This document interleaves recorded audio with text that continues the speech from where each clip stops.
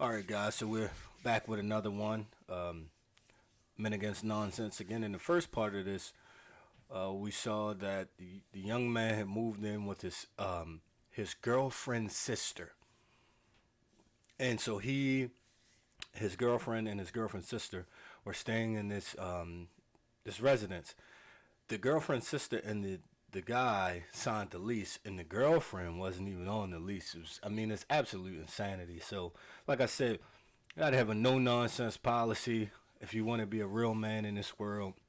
You can alleviate a lot of the stress and troubles you go through if you alleviate and stay away from and abstain from nonsense. Point blank, period. And again, like I said, I'm using these Judge Joe Brown clips because they, if you paid attention or if you go through them again now, at that time he was trying to teach us something.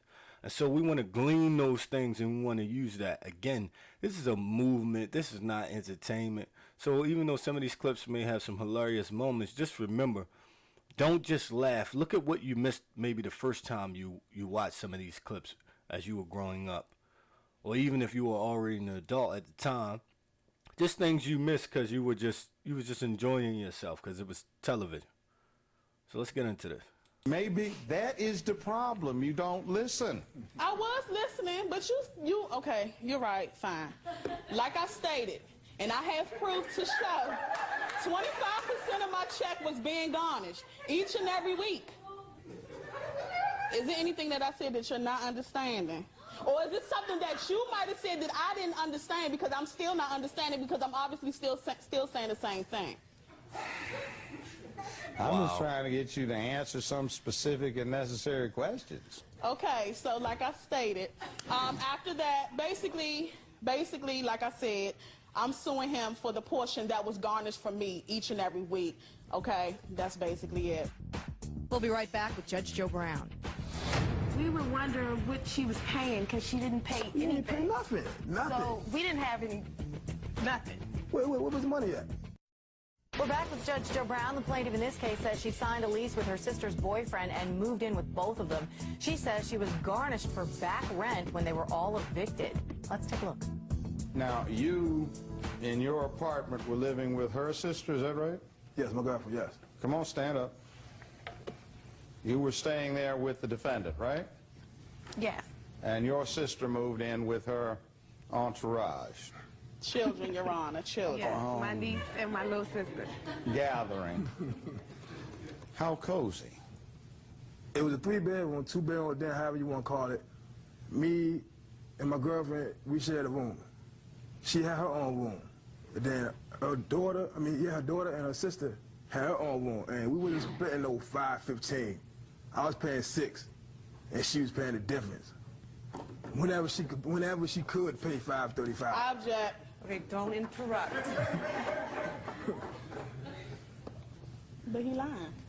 Were you Now current on your rent? notice he didn't really interrupt her. If you go back and look at the first half of this, he didn't really interrupt her. He did a little mumbling under his breath, but he was respectable enough to not interrupt what she had to say. He knew it was foolishness, and I'm hoping, just from looking at this, I'm hoping he learned his lesson from that. But I mean, you go into the situation, you try to help someone out, but you don't think about the ramifications of if it goes sour, and that's not good, right? Because he could have ended up in prison over this, like literally, arguing with her over rent payments or whatever, and it could have turned sour, and he could have ended up in prison over this. So guys, just don't take these kind of risks. It's not necessary.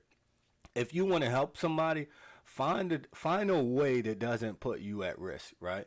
So maybe you could financially subsidize her when you have it, right? Just to help out. Maybe you could help her find a better job, right? Or a second job. I mean, there are a number of things that could have been done that could have put him in a space where he's not standing in front of Judge Joe Brown arguing about rent. Yes, sir. How about the plaintiff? She always had an excuse why she couldn't pay her rent. You know, like my job paid me good, paid me well. You know, I was making close to $1,200 every 2 weeks. Was what I was making. Every time I was trying to pay rent, she'd come to me with some excuse why she don't have no money. Why she don't have no money? You know. She said she had matters that took greater priority, like her car note. Like the car situation, we was behind on rent because I'm not paying nobody else's rent. So it was a situation where she owed $1,700 for a car. But while she was out one day, the finance company called. So, you know, I was already bugged by the situation. So I asked him, man, what is it in resort to? He said, it's going over some money. I said, well, she just told me she sent y'all $1,700. He told me, they said they ain't receive a dime from Ms. Gordon. And rent still wasn't paid, and they still ain't get a dime. The $1,700 she got, where was the money at? We were wondering what she was paying because she didn't pay She anything. didn't pay nothing. So we didn't have nothing. As far as us getting evicted, I asked the rent office, is there any way that we can get out of this lease? Because she's never one time. They keep suing me, put letters on the door. She's never going to go to court. She's never go to court. Want me to go to court and find out what they're going to do. She's like, don't worry about it. They're not going to do anything. No, I've been in this situation before. I didn't care if he went to court. That didn't bother me. I didn't care if he went to court. Well, But all she that's just still a said lie. it didn't bother her because she had already But been that's to still a court. lie, because he's lying.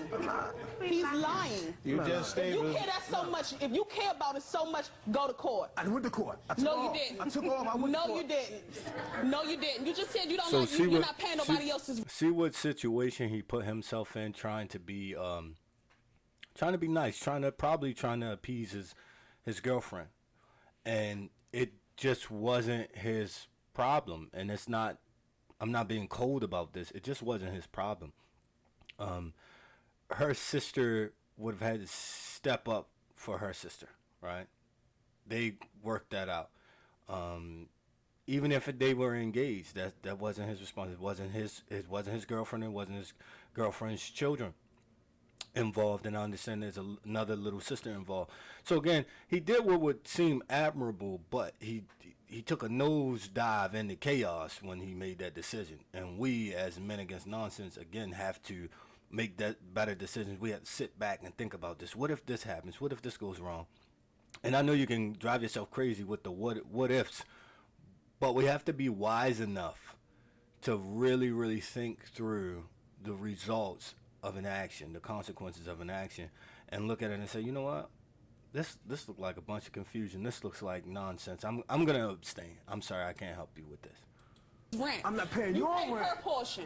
Yeah, I pay her No. portion. Say, Yeah. did you get the idea that he went to court? No. You didn't? He didn't even go. Your Honor, he didn't go. Yo, I took off work and everything They to go to took a court. default against you, but what seems to have happened is that management acknowledged he had always been prepared and paid his share of the rent. Your Honor, There was a I- situation. I- Where's the I asked proof? for No, that he did not, Your Honor. I asked for You the asked for eviction. the eviction, but you ain't had nowhere to go after that. Don't do it. Cool, no Don't problem. do it. They No, wa- you didn't. Your You Honor, owe me. the You owe me. complex- You owe me. the You owe me. Like I said, manager you of the owe me. complex You owe told me I could come back to this property as long as the judgment is paid. But I ain't know the judge was gonna be no $3,500 when we got the eviction. And then she said something earlier about family. This is her sister here. She went out, she found her another apartment where they only check the background, do credit checks. You just pay me money, you can move in. She ain't come to her sister and say, look, I found us a new apartment. She ain't say, do you want to get another apartment with us or get another apartment with me? She know my family got put out because I asked for eviction. I had to move with my best friend for 4 months in a basement of another man's house because she was selfish with But her you a money. man. Like she said earlier, But you a man. if she had prior engagement with her money, she's going to take care of Other that. priorities. Yeah, that's what she said that to So you earlier. even That's how so if you're gonna help somebody out like that, I mean, again, it would have been prudent to put some money back in case she wasn't paying her rent. The first time she didn't pay her rent, it would have been like, hey, we had to figure this out, and then putting extra money aside in case she didn't pay the rent, and then and make arrangements for her to move. You got to move. Hey, I'm paying all the rent. You can't stay here. You just can't stay here. And I think he just didn't handle it the right way. And so he, as he said, he had to stay in another man's basement, which he should not have had to do under duress. Like that should have been a choice he made because it was, something he needed to do at that moment. But under stress and duress, he had to make that emergency move for 4 months. Now, it appears he got himself back together, but look at the stain on his credit for not being prudent enough to think about, well, why is she leaving her old apartment to come live with us? What's the real situation? And if I understand it correctly, she'd already had a judgment on her from the previous property. So she's like a habitual non-rent payer. Period. So if he'd have done his research, he'd have known that and said, no, we can't do this. And told his girlfriend, baby girl, we can't do this. We're going to be footing the bill for this. Put it in writing, too. Both of us had other priorities. You're not going to be disruptive, okay? Now. It's not your turn. Be quiet. Thank you. Thank you. It also appears that... Thank you. Also appears that you went to court, you worked things out, she defaulted, she didn't show up, that's why she got garnished. Well, I can't tell you why she got garnished. Okay, end of it, done deal, your complaints denied. Bye. So, I mean, again, guys, like, be prudent when you make these decisions and you try to help out, even just your own family members. I've been plenty of situations that have been like, hey, look, I can't do what you're asking me to do. Like, you're not even being responsible, and then you want me to come in and be responsible with you. And you can or responsible for you. You can always buy yourself a little bit of time too to really, really think about it and say, hey, listen, let me think about that.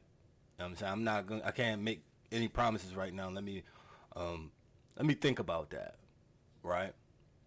And another, a real man, a man against nonsense, should never put another man in a situation where if he can walk away from an obligation and the other person is screwed and have to pay up, right? That's not a man thing to do. That's straight nonsense. You not only are you burning a bridge for support you may need in the future, but you're also destroying another man's life. And that's just asinine to me. So guys, be no nonsense all the time. Do your homework, do your research. It's probably better not to live with a woman you're not dating, and it's probably better not to live with a woman you're dating as well. Because what it can lead to, again, you have domestic violence, opportunities, all of that. That's not a situation you want to be in. I don't care if your name's on the lease with the woman or not. If a domestic gets called, you're getting moved out of the home. Period. You should know that. So why take that risk? Hey, good day.